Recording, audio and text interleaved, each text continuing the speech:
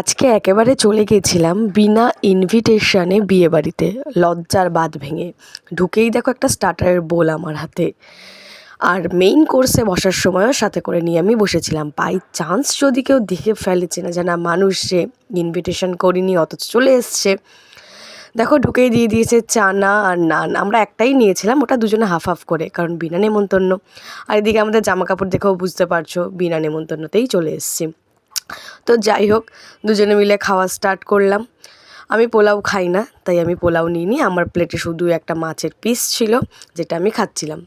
এখানে আমার দিদি খেতে খেতে একটু ওর নেলটাও দেখাচ্ছিল, যে দেখো কত সুন্দর এক্সটেনশন করেছে, আর আমি আমারটাও দেখাচ্ছিলাম। যাই হোক, এবার দেখো একটু ক্যাত মেরে খাবে, দেখতেই পেলে। আসলে অনেক দিন পর বিনা নেমন্তন্ন বাড়িতে এসেছে, তো তাই একটু দেখাতে হচ্ছে। যাই হোক, এখানে একটা মেয়ে দেখো হ্যাংলার মতো দাঁড়িয়েছিল, আমাদের খাওয়া দেখছিল। আসলে পার্ট অফ জোক, ও আমার ফ্রেন্ড হয়। তো যাই হোক, আমাদের খাওয়া শেষ, চলো টাটা।